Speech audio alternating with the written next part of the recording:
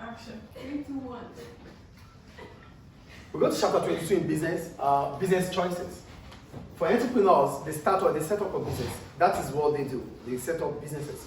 But as soon as they set up this business, they are faced with different choices. They have to make choices. They have to make decisions. So this is where it is very crucial, because for every decision they make, there's always going to be an opportunity cost. Get the point here? We have entrepreneurs, the owners of businesses. In the course of setting up their business, they are making the choice to set up a business. So if I have chosen to make markers, this is my business. It would have meant that I'm not going to be able to make pens because I've made this choice. That makes me an entrepreneur. I have made the decision to start up a business. So what kind of business do I want to do? I made a decision about that. I decided to make markers. This is my business. So this would have meant that I won't be able to make pens, bottled waters, or the rest, because I've made a choice. So that means for every business choices, there's always going to be an opportunity cost. Do we get the point, please? So I wrote, entrepreneurs make decisions to set up different businesses. As a result, they are faced with different choices. However, whatever decision they make, based on their choice, there will be an opportunity cost. So what's an opportunity cost? The next best alternative that is forgone. So we made a choice. Because I've chosen to make this, it means I won't be able to make that. So that I'm unable to make is my opportunity cost. Do we understand the point here? Yes, please. Is the opportunity cost the better option? Well, Second best option. the opportunity cost is that choice you didn't make. The choice you didn't make is the opportunity cost. So it simply means, It's better. well, it's your decision. You would have weighed up the advantages or disadvantages before making the choice. So if I have the opportunity to make either this or this, so I decided to go for this, it means I won't be able to make this, right? So in the course of me making that decision, I would have compared and contrast the benefits, the setbacks I would encounter with this, the benefit and the setback I would encounter with this. So I found out that, oh, making this choice is the best for me at the present situation. So I made the choice. So whatever choice you make, it would have been based on different information you are able to gather and you analyze them. So the choice you make is this. The choice that was not made is the opportunity cost. I'm faced with these two. By hand, I can only make one because of a scarcity. So I'm making this. So the one that is not made, which is next to this, is the opportunity cost. Do we get that, please? Do we get it, please? Yes. Okay. So, for individuals, what are the opportunity costs faced by individuals? They have budgets. I have a budget. I have the money I can spend for the present time. So how much can I spend on this? How much can I spend on that? So I have to make decisions about that. That is for individuals. We are always going to make choice. We can't buy everything. It means we have to buy the ones that we think is important for us.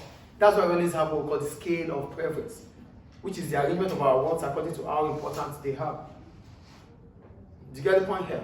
So every one of us in this class has our scale of preference. As soon as you have money with you, you think about the first thing that comes to your mind is what is in your scale, the first in your list. Oh, when I have $100, what do I want to do with it? I know the first thing that comes to my mind. That's for individuals. For firms, businesses, they have opportunity cost. They could decide to invest in capital goods like technology instead of training their employees. So they decide, they make decisions. So if they are investing in capital goods like technology, it means they might not be able to train their workers. The workers that are not going to be trained is the opportunity cost. Do you understand for firms? These are also choices. And for government controls the institution. They are the ones that are in charge of the day-to-day. They are the ones that govern the society. They are also faced with choices. So the government of Libya might choose to build roads. In the course of building roads, they might not be able to build hospitals or invest on education. So there's always going to be an opportunity cost. So not only individuals or firms that are faced with choices, even governments. So in as much as you are an economic agent, you are faced with choices. Do we understand the opportunity cost here? Do we understand this? Any question about it? Good. So that takes us to non-monetary opportunity cost. We have non-monetary opportunity cost because this is not measured in terms of money.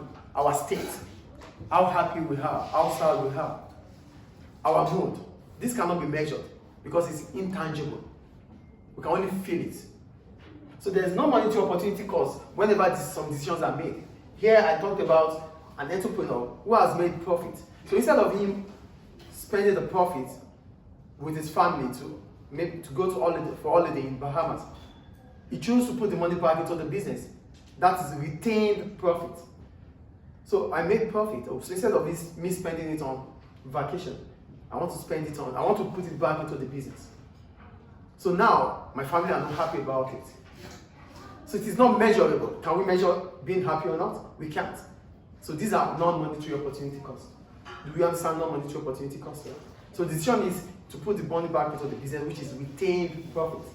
So for a retained profit, the family are not happy. So that is the choice you have made. You have made them not to be happy. So their happiness, their state of mind, you cannot measure. It is non-monetary opportunity cost.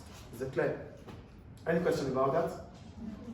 That takes us to trade-offs. For trade-offs are like opportunity costs, but they're not the same. Because trade-off, you are sacrificing one for another. In opportunity costs, you make a choice. In trade-offs, you are satisfying one that is beneficial for another. So most of the time, trade-offs are for businesses. Do you get the difference here? For opportunity costs, it could be for individuals and the rest. But when it comes to trade-off, it's trade. So those two things are very important. But you have to sacrifice one to get the benefit of the other. Do you get what I'm saying here? You have to sacrifice one to gain the benefit of the other. That is trade-off. So here I wrote, trade-off involves giving up something, that is sacrificing, for the benefit of another. That is a trade-off. For opportunity cost, you are making a choice. You choose this ahead of that. But for trade-off, you are sacrificing one to enjoy the benefit of the other. Do we get it or not? So the biggest or the most important trade-off is between risk and rewards. So that's why we have this. For risk involves you deciding or determining how much you want to lose to gain. Get the point here? How much you're going to put into it for the gain or for the loss.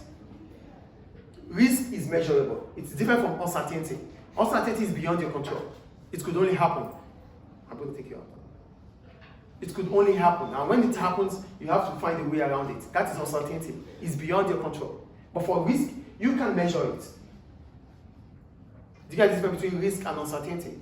Risk is measurable. You can decide to take a bigger risk or to take a smaller one. But for uncertainty, you can't. It's going to happen.